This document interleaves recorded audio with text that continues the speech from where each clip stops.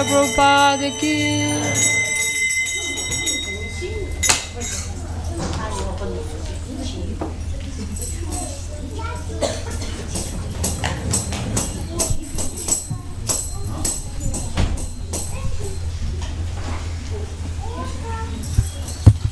Hare Krishna.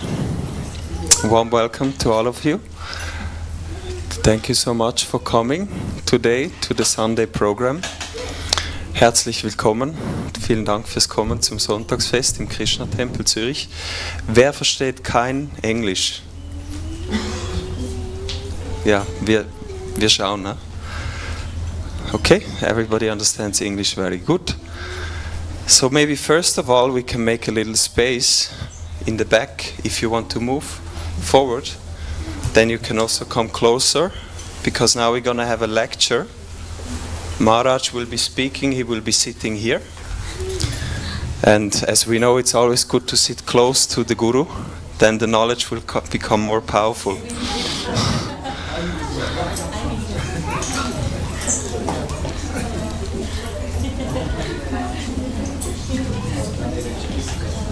Hare Krishna. Can I ask who is here for the first time? Please raise your hand.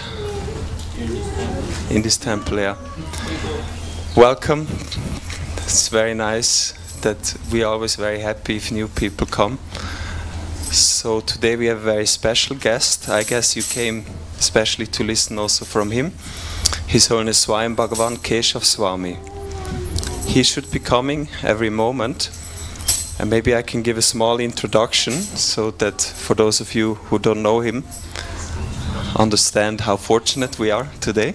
So Keshava Swami, he is from the UK, and he's a traveling monk, a sannyasi. He has accepted that order 1 year ago, and that's the final vow in our tradition, means you completely renounce the world. And that's what he did 1 year ago. And he dedicates his life to share knowledge with other people, and not just some knowledge, but spiritual knowledge. And he came this Tuesday. He was staying with us for a few days. He gave many classes, and today will actually be the last class, and then he will be moving up to the Bhakti retreat in Kiental. Yes, he's a disciple of Kadamba Swami, who is a disciple of Jayadvaita Swami, who is a disciple of Srila Prabhupada, the founder of our movement. He will speak today about the topic, the science of solitude. So it sounds quite interesting, and I'm sure it will be very, very enlightening.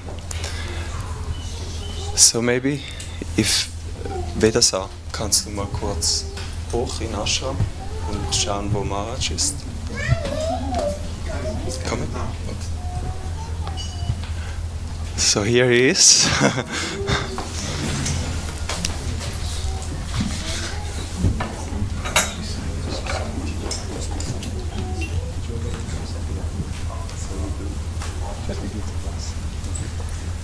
I'm sorry I was too...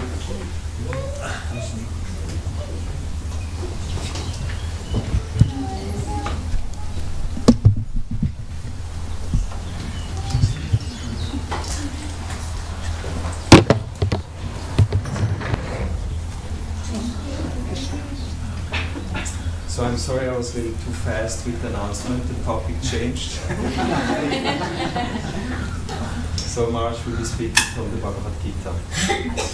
So let us welcome Maharaj in the usual tradition by loudly chanting Hari Bo, Hari Bo, Hari Bo, Hari Bo. His Holiness Svayam Bhagavan Keshava Maharaj ki.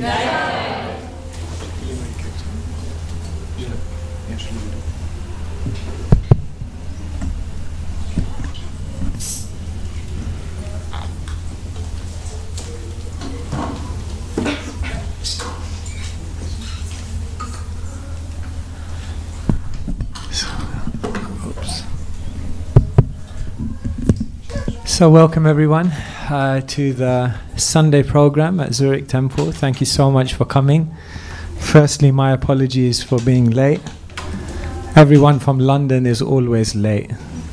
It's part of the tradition. No, my apologies for that. We just came from another temple, so I hope everyone's doing. Is anyone here for the first time ever? Yes. Oh, okay. First time in the temple. Okay, thank you so much to all of you who have come for the first time, for being brave. And we hope you will have a positive experience, and we'll try to share something hopefully relevant with you today. But before we do that, we'll just have a little bit of a chanting. This is a song that we usually sing before we have any spiritual discourse.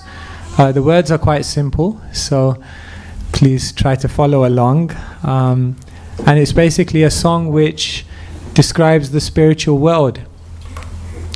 Because at a certain point in our life, we look at the world around us and we look at the way things happen in our life and we think, am I really meant to be here? Is this the place where we can really find happiness? Am I a spiritual being meant to be part of another world? And so this song actually talks about another existence, another nature, another platform of existence, the spiritual realm, which is where we are all really meant to be. So please do follow along if you know the words, and if you don't know the words, then we hope you will. Oh, we have some songbooks here if you'd like to follow along. Otherwise, you can just close your eyes and meditate.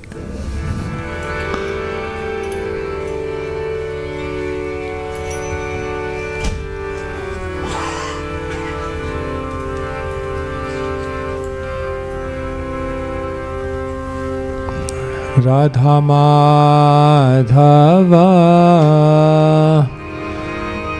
Kunj Bihari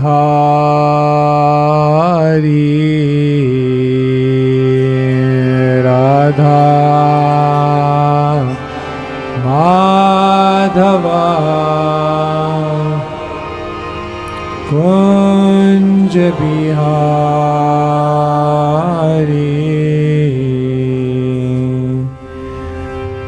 Radha Madhava Kunja Bihari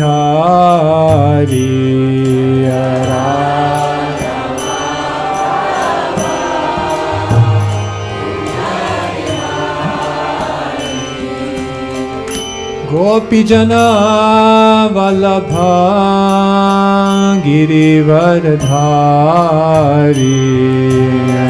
Gopijana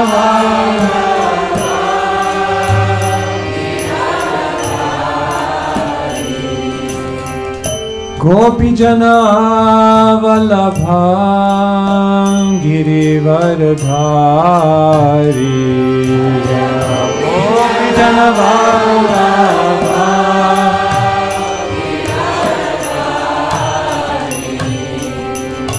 Yashodanandana Braja Jana Ranjana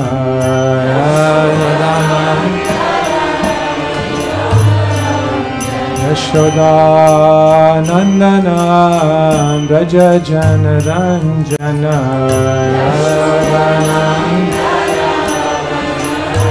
Yamuna Tira Vanachari Yamuna Tira Yamuna Tira Vanachari Yamuna Tira Jaya Radha Madhava Kunja Bihari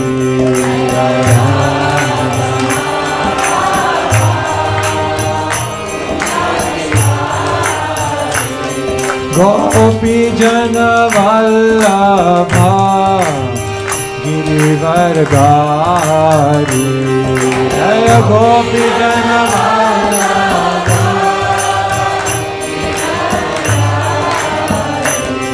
Gopi Jana Vallabha Girivardhari Jai Gopi Jana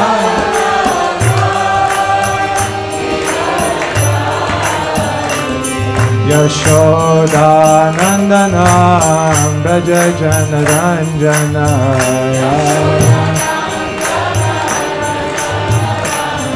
Yashoda Nandana Braja Jana Ranjana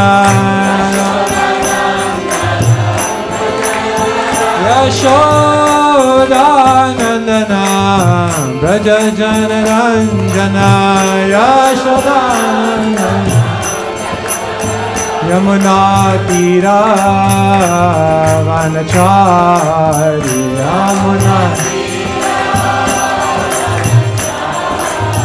Yamuna Tira Vanachari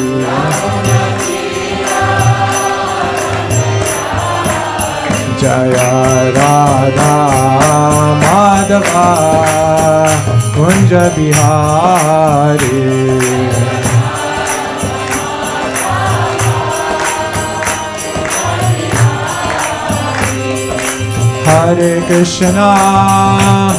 Hare Krishna, Krishna Krishna, Hare Hare, Hare Rama, Rama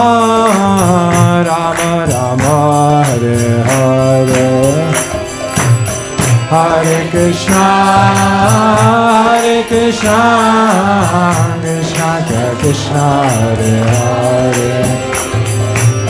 Hare Rama, Rama Rama, Hare Krishna, Krishna Krishna, Hare Hare, Hare Rama, Rama Rama, Hare Hare. Loud as you can. Hare Krishna, Krishna Krishna, Hare Hare, Hare Rama,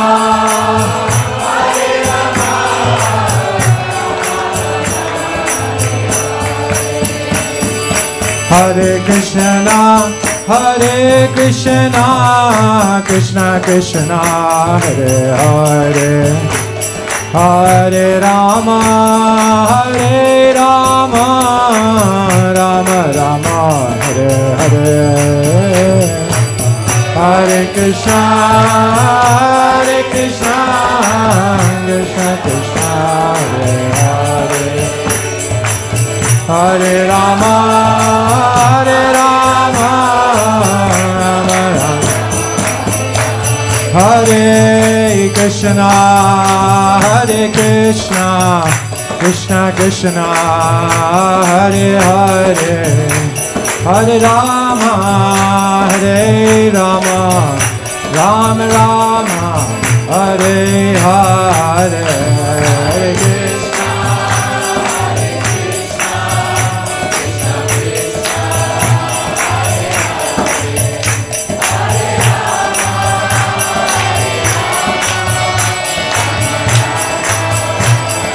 Hare Krishna, Krishna Krishna, Hare Krishna, Krishna Krishna, Hare Hare, Hare Rama, Rama Rama, Hare Hare.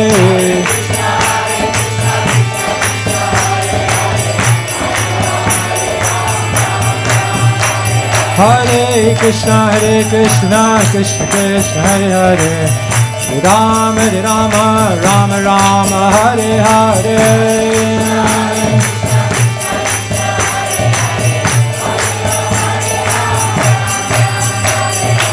Hare Krishna, Krishna Krishna, Hare Hare, Hare Rama, Rama Rama, Hare Hare.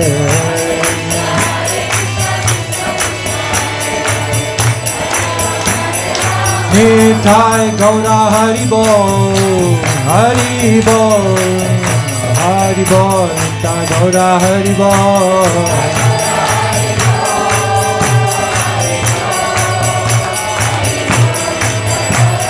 Jaya Jaya Prabhupada, Prabhupada, Prabhupada, Jaya Prabhupada.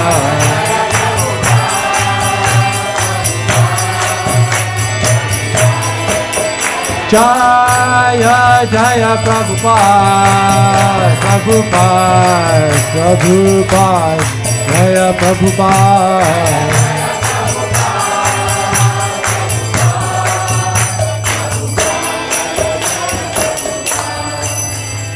Jai Nitai Gauda Premanande Hari Hari Bol.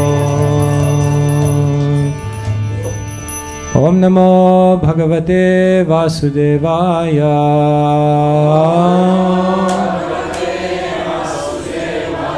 Om Namo Bhagavate Vasudevaya.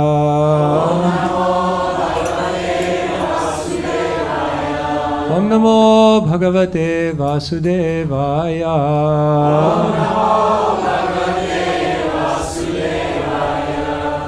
So thank you so much for coming. So today we will discuss a little bit from the Bhagavad Gita. Is it possible to get Bhagavad Gita? Haven't memorized the whole thing yet. Okay, so we will discuss a little bit. I'll pick a verse. And then what I'll hopefully try to do with Krishna's mercy is maybe make it a little relevant for you, maybe frame it in the world we're living in today.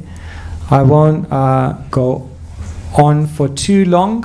I'll share with you some of my thoughts and my ideas, and then what I'll probably do is very, very quickly I'll open the floor and invite any of you to ask any questions you may have or to address any comments or other things you would like to know about. Does that sound okay? Yeah, we good to go? All right, good. All right, let's see where we go today. So today we're reading from Bhagavad Gita, chapter number 3, which is entitled Karma Yoga. Karma Yoga is all about the art of how to live in this world. Put your hands up if you think it's an easy world to live in. No, it's not an easy world to live in. There are so many complexities. There always seems to be some kind of crisis on your hands that you're fighting, isn't it? Either it's a relationship crisis, or it's a career crisis, or it's a political crisis. Something is always going on in this world. Once Srila Prabhupada, our founder, he was driving in a car and they got stuck in a traffic jam.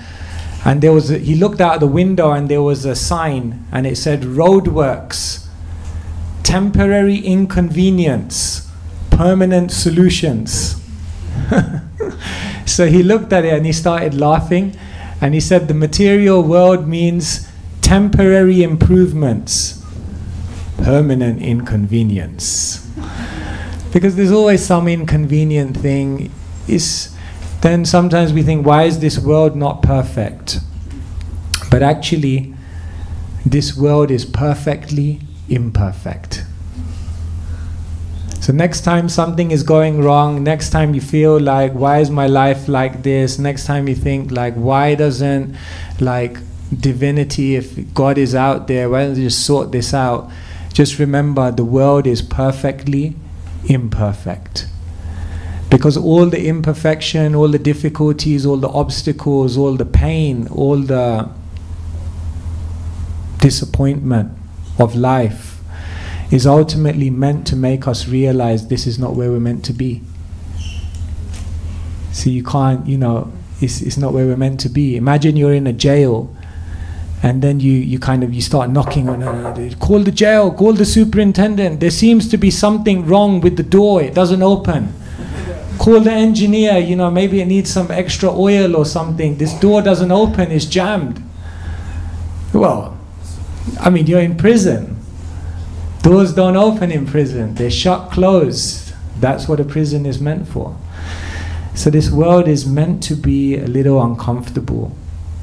So in the discomfort of the world, let us remember that all of that discomfort is guiding us towards something much greater. But what Krishna does in the Bhagavad Gita, in order to navigate the discomfort of this world, Krishna teaches the art of karma yoga, which literally means how to live in this world but remain connected to divinity. So that's the chapter we're reading from today. And today we're reading from text number 27. So if you're interested, you can note this down and read it later again. And this is how the Sanskrit goes. I'll just read the Sanskrit and then I'll read the English with the commentary. I'll say a few things and then we'll open it up. So this is what Krishna says to Arjuna. Prakrite kriyamanani gune karmani sarvashaha ahankara vimuthatma kartaham iti manyate. It's a very beautiful verse. So this is what Krishna says. This is the English translation. The spirit soul, bewildered by the influence of false ego, thinks himself the doer of activities that are in actuality carried out by the three modes of nature. Okay? Don't worry if this sounds a little technical. It's very, very practical. So this is the commentary by His Divine Grace Bhaktivedanta Swami Srila Prabhupada. Two persons, one in Krishna consciousness and the other in material consciousness, working on the same level, may appear to be working on the same platform, but there is a wide gulf of difference in their respective positions. The person in material consciousness is convinced by false ego that he is the doer of everything. He does not know that the mechanism of the body is produced by material nature, which works under the supervision of the Supreme Lord. The materialistic person has no knowledge that ultimately he is under the control of Krishna. The person in false ego takes all credit for doing everything independently, and that is the symptom of his nescience. He does not know that the gross and subtle body is the creation of material nature, under the order of the Supreme Personality of Godhead. And as such, his bodily and mental activities should be engaged in the service of Krishna, in Krishna consciousness. The ignorant man forgets that the Supreme Personality of Godhead is known as Rishikesh, or the master of the senses of the material body. For due to his long misuse of the senses and sense gratification, he is factually bewildered by the false ego, which makes him forget his eternal relationship with Krishna. Om Ajnanatimirandhasya Jnananjana Shalakaya Chakshurunmilitam Yena Tasmai Shri Gurave Namaha. Nama Om Vishnupadaya Krishna Preshthaya Bhutale Shrimate Bhaktivedanta Swami Niti Namine. Namaste Saraswati Deve Gauravani Pracharine Nirvishesha Shunyavadi Paschatya Deshatarine Shri Krishna Chaitanya Prabhu Nityananda Shri Advaita Gadadhara Shri Vasadi Gaura Bhakta Vrinda Hare Krishna Krishna Krishna Hare Hare Hare Rama Rama Rama Hare Hare. Srila Prabhupada ki jai. Who in the room has ever heard of manifestation? You heard of manifestation? This is a big thing in the world today. It's the idea that if I think about something, if I want something, if I put my mind to something, then I can manifest whatever I want to manifest in my life. You just have to vibrate your mind at the right frequency. There's a famous person called Paul McKenna. So he says, if you want to be rich, the first thing you have to do is buy a really big wallet, even if you don't have any money to put into it. Because you got to get into the frame of mind that all the money is going to come to you. He says, if you want to be rich, you have to sit down and you have to meditate that you're swimming in a pool of money. He actually says this, you have to do this. You can try it out. No, don't try it out. He says, manifestation means what you should do is write a check for $1 million to yourself and have the faith that in the future you'll be able to cash it, and the money will be right there in your bank. Because everything begins in your mind, everything begins in your consciousness, everything begins with your desire. There was another famous book in the world about the idea that you can attract anything you want. Remember that book? The Secret. The Law of Attraction. Rhonda Byrne, she went through a crisis in her life, and then later on she had this epiphany, this kind of insight, that if you ask the universe for everything, anything, number one, if you then believe that the universe will reciprocate with you, and then if you open yourself up to receiving it, then you can attract anything you want to attract in life. Sound good? Sounds good. Sound realistic? Maybe not. The secret. Here, Krishna in the Bhagavad Gita is addressing this very, very point. How do things come about in this world? How is our future, how is our destiny determined? Are we in control of our destiny, or is there other factors beyond our control that are controlling our destiny? Put your hands up if you think you are in control of your destiny. I'm sure there are some people in the audience who think, but maybe they're embarrassed. Is it? None of you think that you're in control of your destiny? None of you think you have a bearing on where you end up in life? Okay, now they're coming out of the closet slowly, slowly. Not completely, but do you have some bearing? Yeah, some bearing, but not the whole monopoly on the power. If we look in life, there are two extremes. One is that we have complete free will, the law of attraction, and the other extreme is that complete fatalism. Whatever is going to happen is going to happen. It doesn't matter what I do. But both extremes seem unreasonable. What Krishna is basically doing in this verse is actually responding to the secret. Krishna is saying three things. Number one, there's some truth to the secret. Number two, there's more to the secret. And number three, there's a secret behind the secret. And I'll quickly share this with you. The first thing Krishna says is, there's some truth to the secret. This idea that if we desire something, then we can create it in our life, there's some truth to that. Because all of us have free will. All of us have the power to desire. All of us have the power to place our determination in something.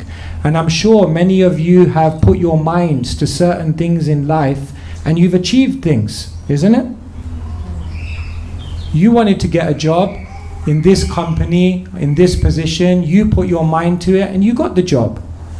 You wanted to live in Zurich, in this beautiful country, in this beautiful city, most of the time. And you put your mind to it and here you are in Zurich. So how can we say that there's no truth to the secret, that you can't attract things in this world? Of course you can. Otherwise, if you didn't have any free will, if you didn't have any power, why would you be doing anything at all?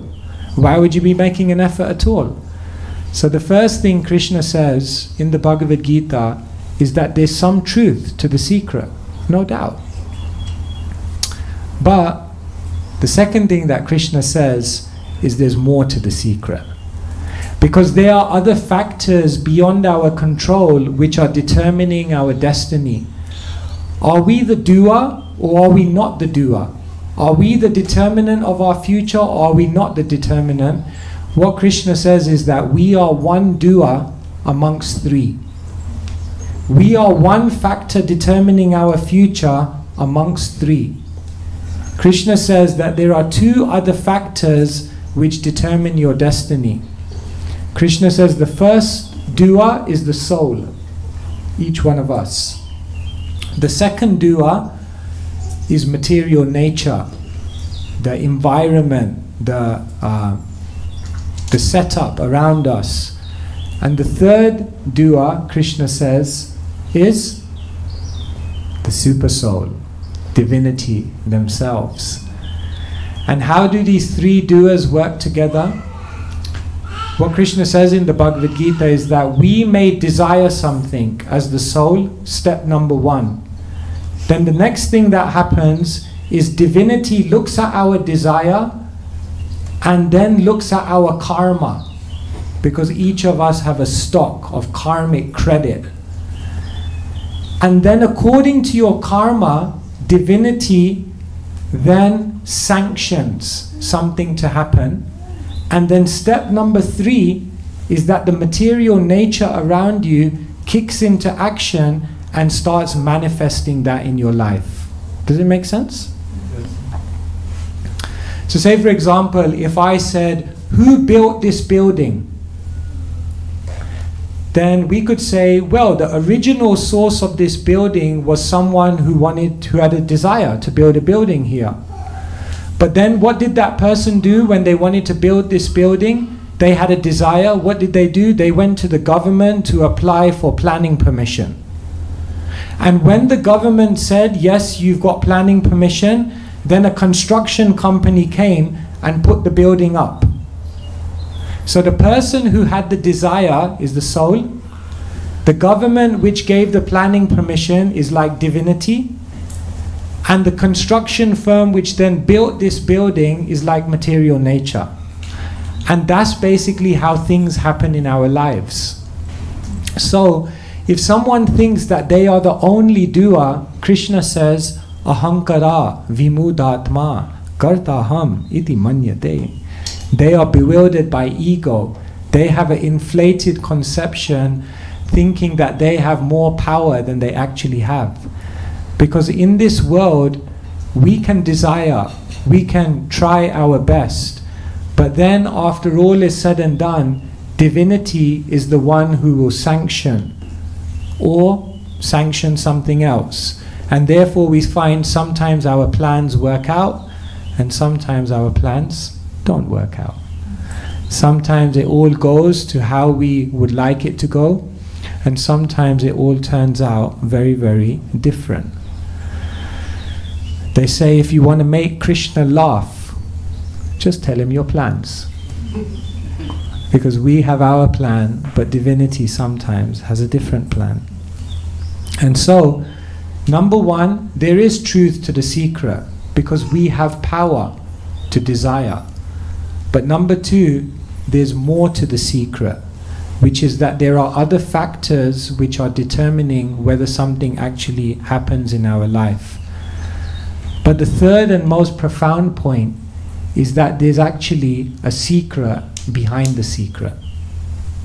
And if we understand this very deeply, then we can live a life on a significantly higher level. The secret tells us the law of attraction, or how to attract anything you want in life. But the secret behind the secret is to know what are the worthwhile things to try to attract in your life. Because even if you could attract everything you wanted in your life, if you're trying to attract the wrong things, then you will get everything you want and you'll still end up miserable. The operation was successful, but the patient died. The goal of life is not just to attract anything we want, but we have to be wise enough to know what are the best things to attract in our life. And 99.9% of the population are trying to attract the wrong things in their life. And therefore they don't know the secret behind the secret, that first you have to know how to manage your desires. I went to university, and at university I studied information management, how to manage information. There are other people in the world who study human resource management, how to deal with people. There are other people in the world who study risk management, how to deal with business risk. There are other people in the world who study change management, how when an organization is going through change, how to manage it. But who in the world knows desire management? That is the most important thing to know, how to manage, because most people in the world have the wrong desire, and therefore even when their desires are fulfilled, they end up miserable. Saint Teresa of Avila, she was a Christian mystic. She said more tears were shed from prayers that were answered than from prayers that were unanswered. Because often we ask for the wrong thing. There was a man and a woman, they were both 60 years old, they had been married for 40 years. So on their 40th wedding anniversary, a genie appeared and said, "You guys have been married for 40 years, that's an achievement in this day and age."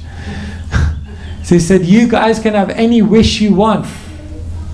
So the wife said, "I want a ticket around the world." And voom, in a moment she received a ticket, unlimited travel on any plane throughout the world. The man, then he looked at the man said, "Me?" He said, "Yeah, you, anything you want." He said, "I want a wife 30 years younger than me." So the genie went voom, and he became 90 years old. Oh no.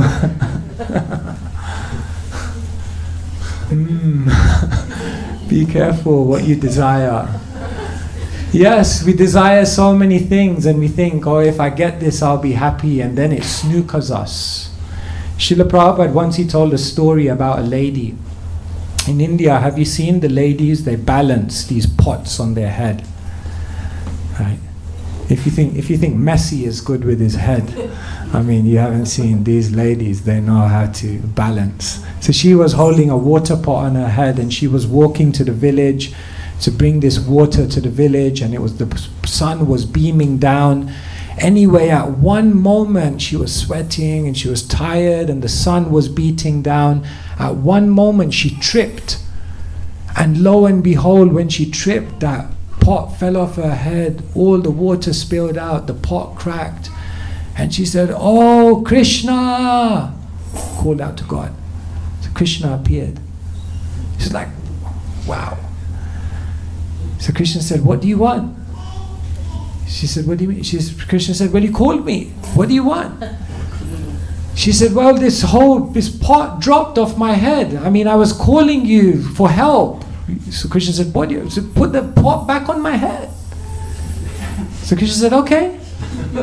Put the pot back on her head. And then she was walking. And then she realized, God came in front of me. I could have asked for anything. But what did I ask for? I asked to put that heavy load back on my head so that I could continue walking under this in the midday heat, sweating like a dog. What are we asking for? We're asking for the wrong things. We're asking for things that are going to bring us back to square one. Once there was a mother, a father and a child, and the genie came to them and said, "What do you want?" So the man said, I need a break from the family. So he went, boom, he went up to the spiritual world. So then the genie came to the wife, and he said, "You know, what do you want?" She said, "I want to be with my husband." So he was having a good time up there. So then boom, she appeared. "Oh no, I was trying to get away from these guys, you know."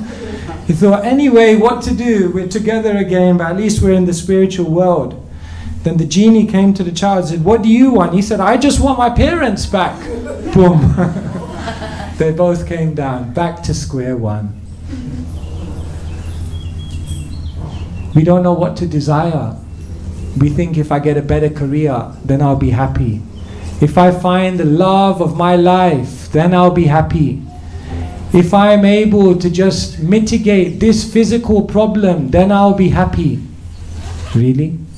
Do you really think that will make you happy? Do you really think that will signify the end of the problems?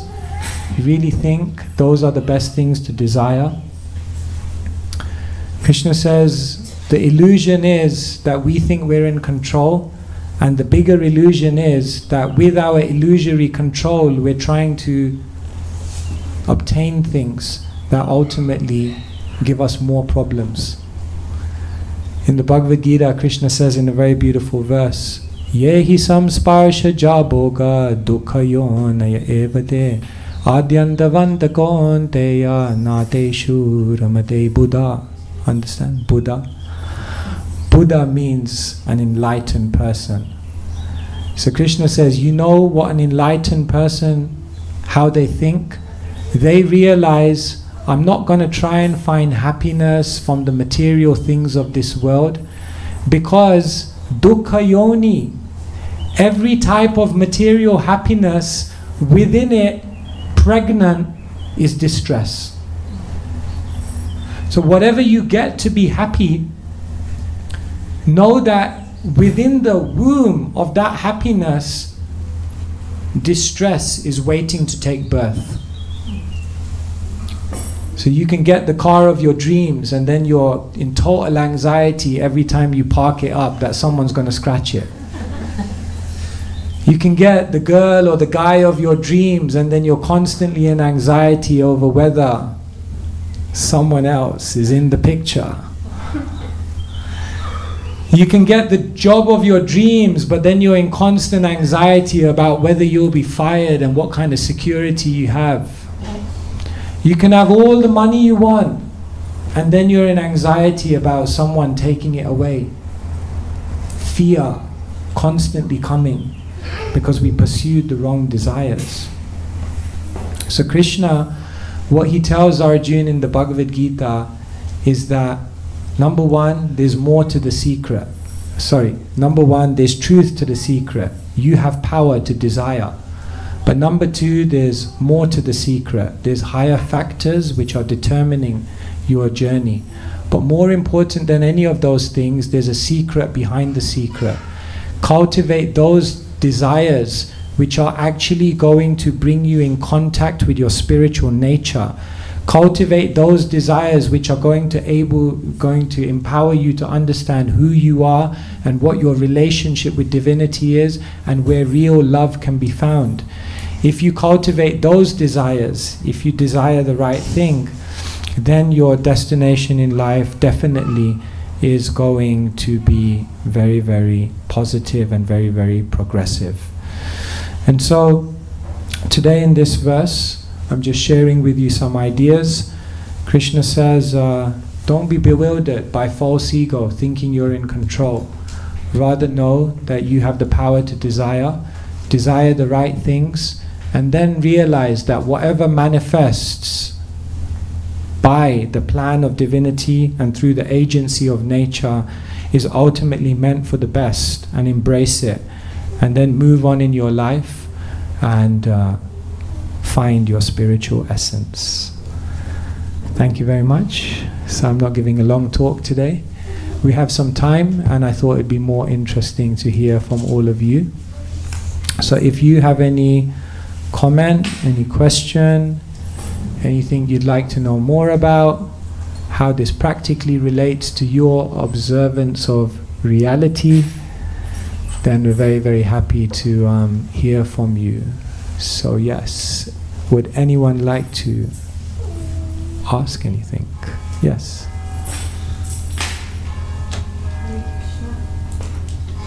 Hare Krishna.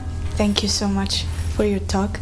I have the feeling that when we see that our desires get more into a spiritual direction, also the material struggles are coming more to us. And sometimes it feels like a test. And how can we handle these tests or these material struggles that come more when we develop spiritual or more spiritual desires? So sometimes it feels like when you take up spirituality, more material struggles come. There you go, there's a great advertisement take up spiritual. No, but you're right. Okay, how to understand this? Well, let me first say this. Struggles in life are like waves. What does Krishna say to Arjuna in the Bhagavad Gita? Matra sparshashtu konteya sitoshna shukadukada agama paino nityas tamstitikshashva bharata.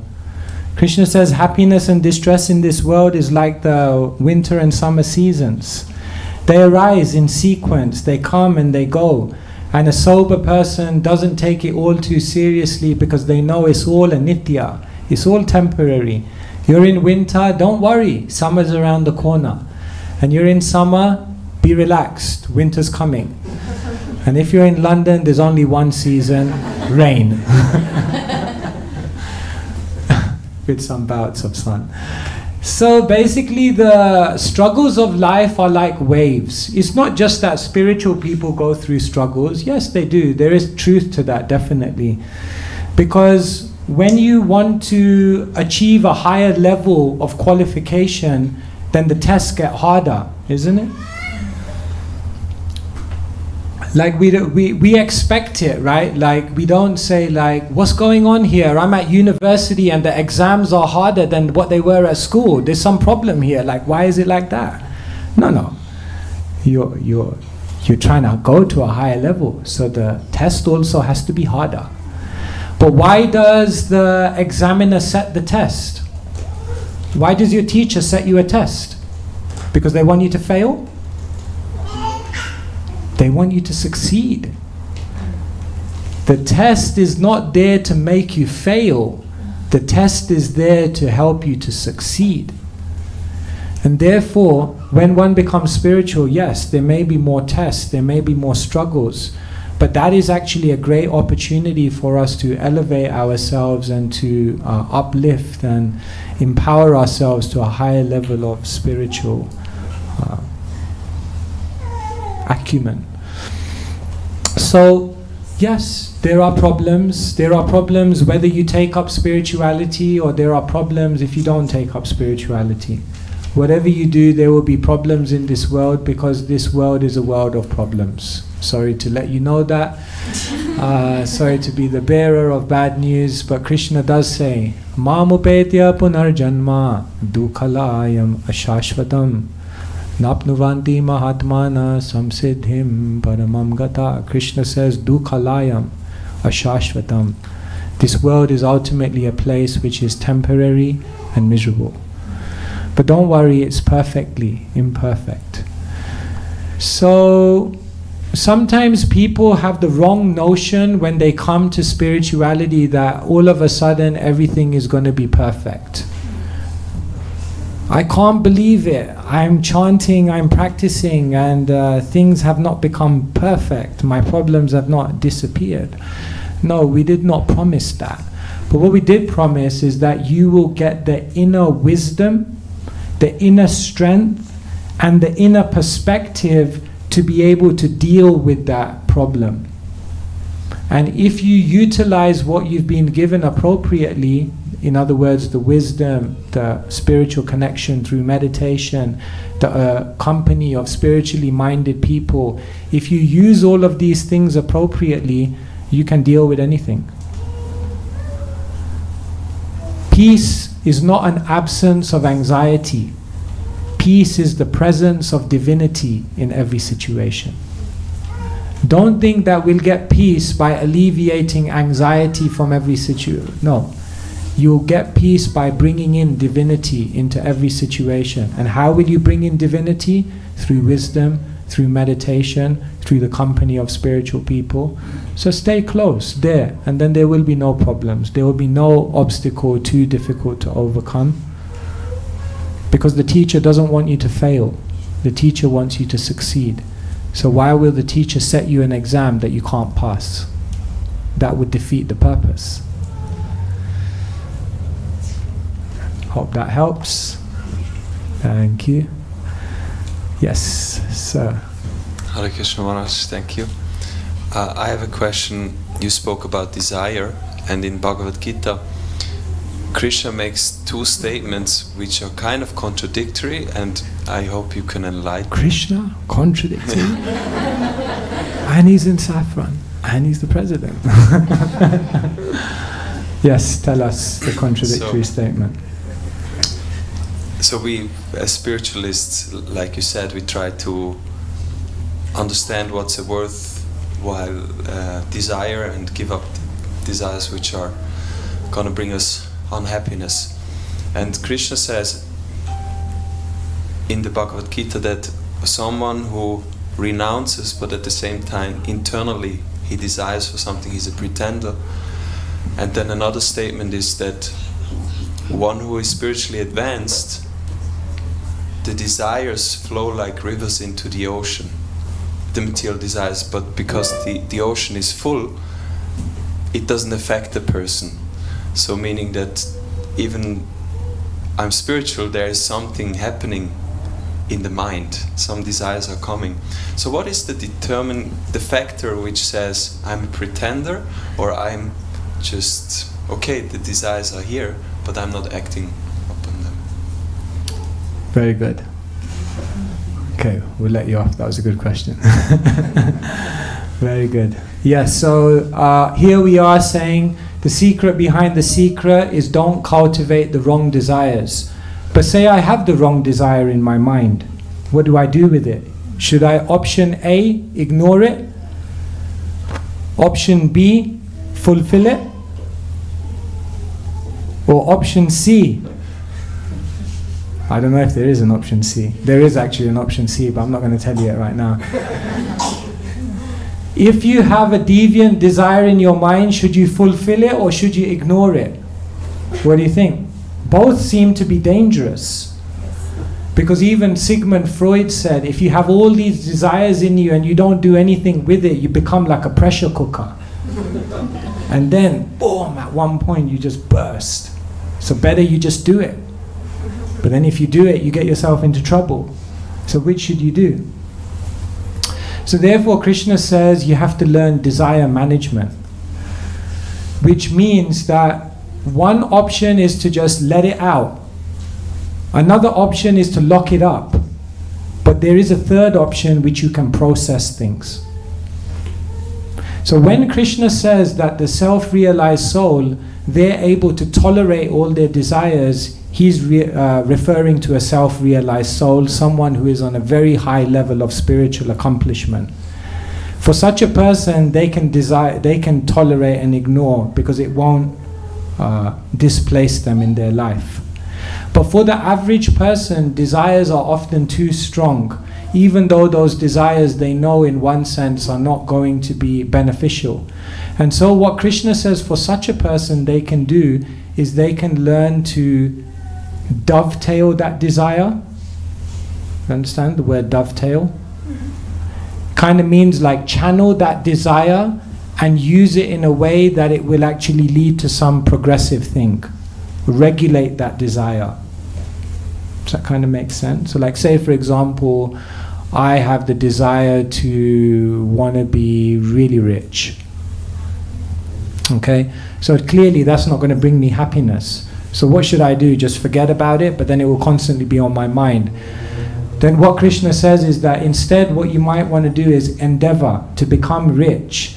But then what you can do is in your wealth, make a deal that a certain portion of that wealth will then be spent for a spiritual cause. So then what happens is you fulfill your desire to be wealthy, but in that gaining wealth, what you do is you actually turn it into a spiritual activity and thereby purify and elevate your consciousness. Does that make sense? So Krishna says some people are spiritually accomplished enough to ignore their desires. But most people are not that spiritually accomplished, and if they're not and they ignore their desires, it's actually pretending. It's actually going to end up counterproductive. And so what they should learn to do is how to take that desire and use it in such a way that they fulfill it, in such a way that it actually then contributes to their spiritual development. Does that help? Do you want to ask something more? No. No, okay. No, as long as you're okay. No, I would like to. Oh, you would? Okay, see, I'm a mind reader. Yes, something was happening right in. So how to know which ones you're advanced enough to. Yeah. I know the next question you're going to ask as well. So how to know which ones you're advanced enough to ignore and which ones you should do something with. When something becomes so prominent in your mind that it then distracts you from your spiritual practice, then it's usually something you have to do something with. Does that make sense? So say, for example, I'm a saffron monk, and now and again I get these desires to be really wealthy. Then it's like, yeah, those desires, they come, they go, I can tolerate it. But when it becomes so prominent in my mind that I can't wake up in the morning, everywhere I look, I'm just seeing dollar bills, I'm looking at Krishna like dollar bills, Then you kind of start thinking this has become so prominent that it's distracting me from my spiritual focus. And if it's distracting me from my spiritual focus, then it's not going to help me to elevate my consciousness, because now I can't spiritually focus. So then ignoring the desire is not helping you to elevate your consciousness. Then you may have to think okay, maybe it's time to do something with this, but do it in such a way that it will help me elevate.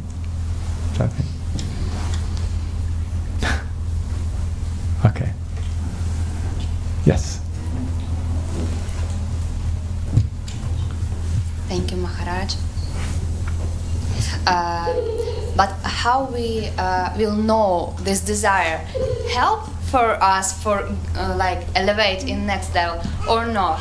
Because if we desire now make this choice, and in the moment it might seam like a good answer. It's not spiritual, but after you go down, and this help because Krishna help me, or you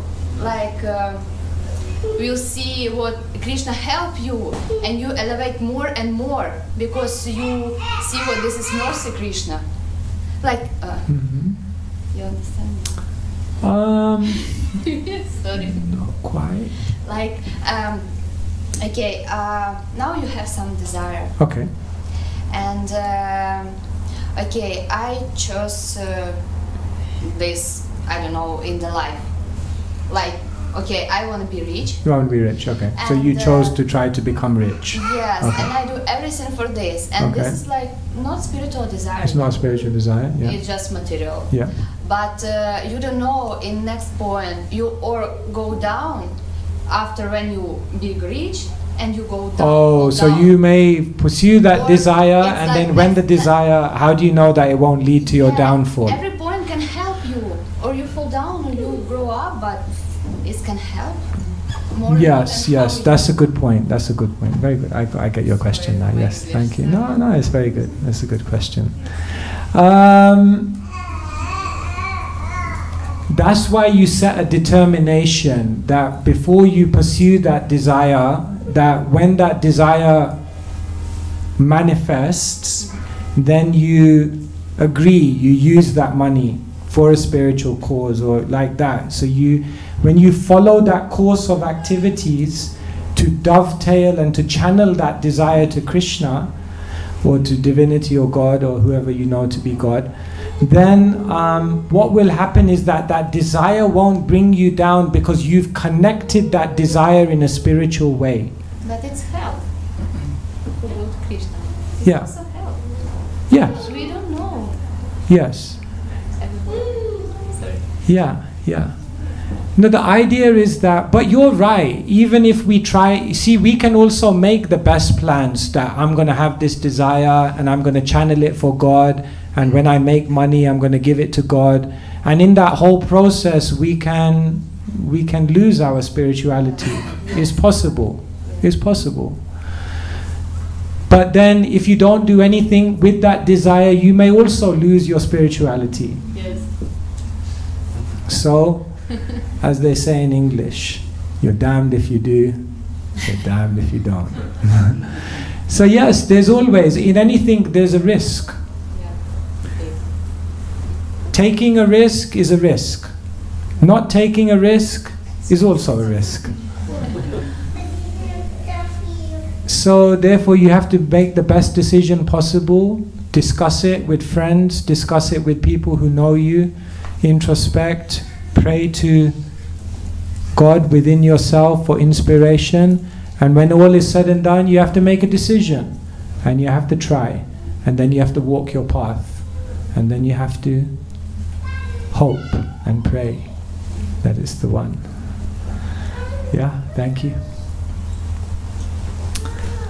All right, yes.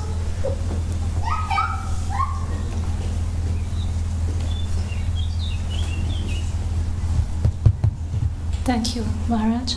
My question is the desire to have a bona fide spiritual master, is that a good desire?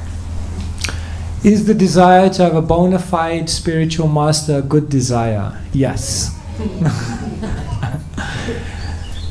Life is not about giving up desires. Life is about, remember what I said, desire management. So it's about knowing which desires need to be ignored, which desires need to be channeled, and which desires need to be cultivated.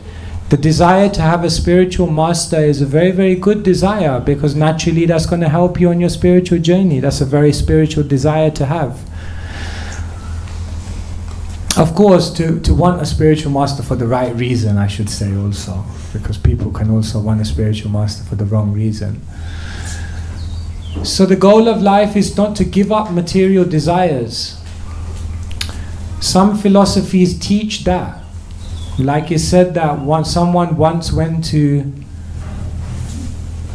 a Buddhist monk and said, I want happiness. So the Buddhist monk said, first give up the I, ego. Then give up the want, desire. And once you've done that, you're left with happiness. That is the philosophy of voidism. In Sanskrit we say Shunyavad. But actually this is not the philosophy of the Bhagavad Gita. The Bhagavad Gita says that we always will have desires. The idea is not to extinguish desire, but the idea is to learn how to manage your desires and how to cultivate spiritual desires. And wanting a spiritual teacher for the progress of spiritual advancement is an incredibly spiritual desire, provided it's for the right reasons. And therefore, that's a very good desire to have. So yes, desire a spiritual teacher. Guru Krishna, Prasade Pai, Bhakti Lata Beach, and divinity will send you someone, God will send you someone who can help you on your journey. Okay, anyone else? Yes, sir.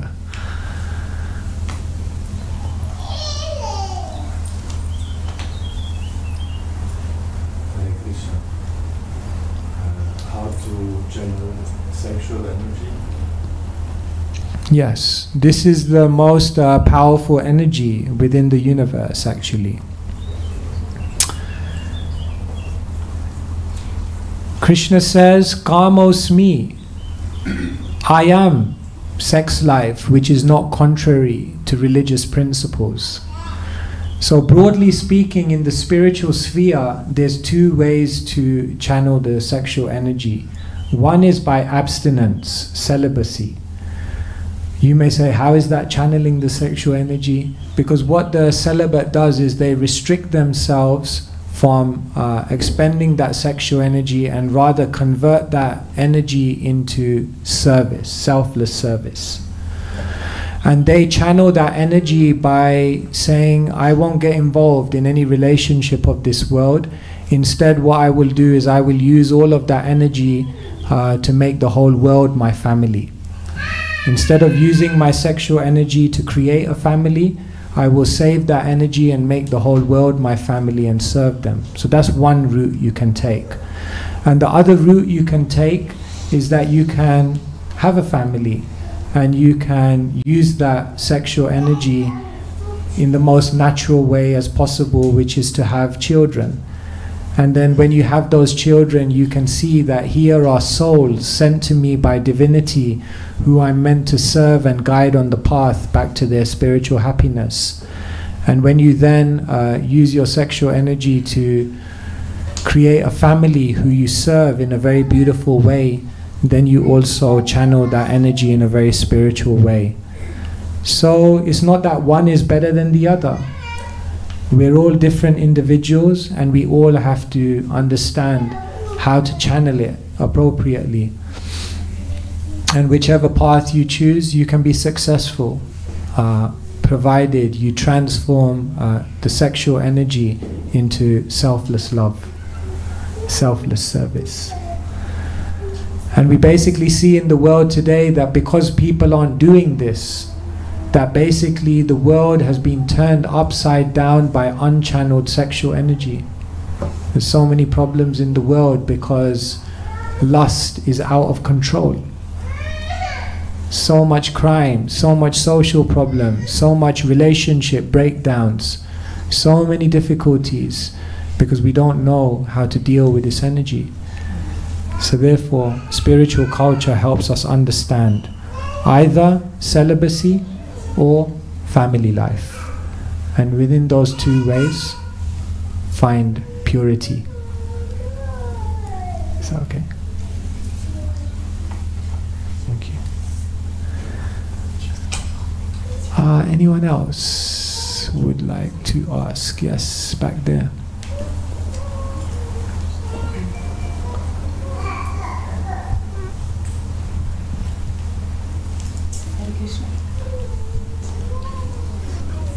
Hare Krishna, thank you for your class. Very, very interesting. I have a question. I have a spiritual desire to preach on the internet, but I'm scared of the hatred on the web. And like I know I'm not so tough. And do you have any suggestions how to? Yeah, what to do? Social media.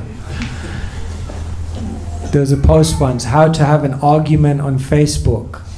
Step 1, post a comment. Step 2, just wait. It all happens pretty quickly. Yeah, even I'm also on social media in the last year. You know, for 20 years I stayed off social media. I was incubating myself from the big wide world of the social media. And then you put the things out there, and you know, you put videos out there, everyone has an opinion, you know. And there was one video, it was posted, and someone wrote in the comments, "Easy for you, you don't have a job, you don't have bills to pay, you just travel the world." And I was very defensive. My initial defensiveness was like, well, come and join us then. But then later on I thought, maybe this person there's something to be learned from them. Maybe I did give up family life. Maybe I did forego so many responsibilities. Maybe I have ducked out of many complexities of the world. And am I giving enough service to justify ducking out of so many things in the world? Maybe this person is reminding me that I need to give more, serve more, because I don't have those responsibilities. I don't have that complexity. Maybe they're right. Maybe I can learn something from them. And in that way, even in those comments, when someone criticizes us, there's 4 ways in which we can respond to it. The first way we respond to it is there any truth in this? The second thing we say is, no, there's no truth in it, but is this person warning me about something I shouldn't do in the future? Still learn from it. The third one is, Maybe this criticism comes to me to help me to become humble, to help me to become tolerant, to help me to become patient. In other words, there is ways in which we could deal with negativity and criticism without being affected by it. This world we're living in, everyone is criticizing everyone else. The critics get the karma. So, yeah, if you want to do something in this world, people will criticize you. If you put yourself out there, people will criticize you. But for every one person that criticizes you, maybe you'll touch another 10 hearts. So it's worth it. We take it on the chin, and move on. Because ultimately, we're just trying to be humble servants. Jesus Christ was criticized. Krishna was criticized. Srila Prabhupada was criticized. Who are we? Definitely we will be criticized. So anyway, let us just make sure we are not the critical ones. That's more important. Let's make sure we're not the ones out there putting that negativity out. I'll tell you an interesting story. Shall I end on this story? Yeah, because we've got time. So there was a man, a king, and he decided he wanted to feed everyone in his kingdom. So he made khichdi. You all know what khichdi is? It's like, they call it poor man's feast. So it's like dal and rice. It's very nice, very, very good. Yeah, khichdi, you know, very nutritious. So he was giving out these bowls of khichdi to everyone. So everyone, the whole town came and everyone was enjoying. Anyway, then he was handing out this bowl to one person. And just as he was handing out the bowl, a bird was flying over with a snake in its mouth. It had just got its dinner. And just as it flew over the bowl, some poison came out of the snake's mouth and landed in this pot, but no one noticed. And then he handed the pot. So this person then ate it and then died. So then as soon as this person died, the agents of the god of death came there and they said, how did this, we died from poison. So they said, who's responsible for this? Someone has to take the karma for this. So they said, well, the king was giving the khichdi out. But they said, he was a good guy, you know, he was just trying to help people. It wasn't his fault. Nah, you can't give him the karma. They said, okay, well, maybe it's the bird. But they said, well, the bird was just eating its dinner. It was just going according to the laws of nature. It was just catching its fish. It didn't do anything deliberately. Why should the bird get the karma? So they thought, oh my God. And they thought, no, the snake. They said, but what can the snake do? God arranged for there to be poison in the snake. Ever met a snake without any poison? It's laws of nature. Can't do anything about that. The snake was just dead after all. They said, we got a huge problem here. Someone has to take the karma for this. Otherwise me and you are going to have to take the karma. And then in the distance they heard someone saying, oh, just see that king. I knew that king was a false king. I knew he was just putting up a front about serving the people, but actually he has these bad mentalities. And these agents of the god of death looked and they said, okay, give that person the karma. The critic gets the karma. So anyway, what to do? We live in a world of criticism.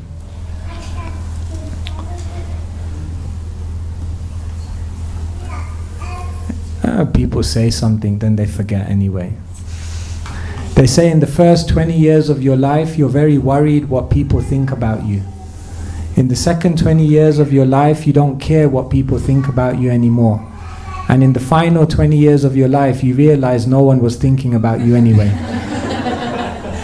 So we also have an overinflated conception that like people, they write something and the next moment they're thinking about something else. Like no one really cares. Everyone's in their own life anyway. So even when they write something, it's just like, okay, let it go. All right, thank you so much for your kind attention, for your patience, putting up with my bad jokes and sometimes unconventional style. I hope you got something out of it, and let us remember the secret behind the secret, to cultivate those desires that are really going to bring us to spiritual happiness, and in that way make our lives successful. Thank you so much. Hare Krishna. Hare Krishna. His Holiness Svayam Bhagavan Keshava Maharaj ki jai. Srila Prabhupada ki jai. It's in the shop. Thank you so much, Maharaj, for... Just if I can ask for 1 minute, maybe 2 or 3. Thank you so much, Maharaj, for visiting us and spending such quality time with us. I think we all got so much inspiration. And now we leave you to the mountain. You will go to the mountains, and hopefully you will come back soon. Thank you so much. Hare Krishna. Just a small thing. Maharaj is not only a brilliant speaker, he's also a brilliant writer. And he brought some books with him. If you are interested, you can see them at the shop. This is called the book Bhagavat. It's a summary study of the Srimad Bhagavatam, which is a huge compilation of verses. And you can see he made it a little easier for us. For those who don't like to read so much, you can find it outside.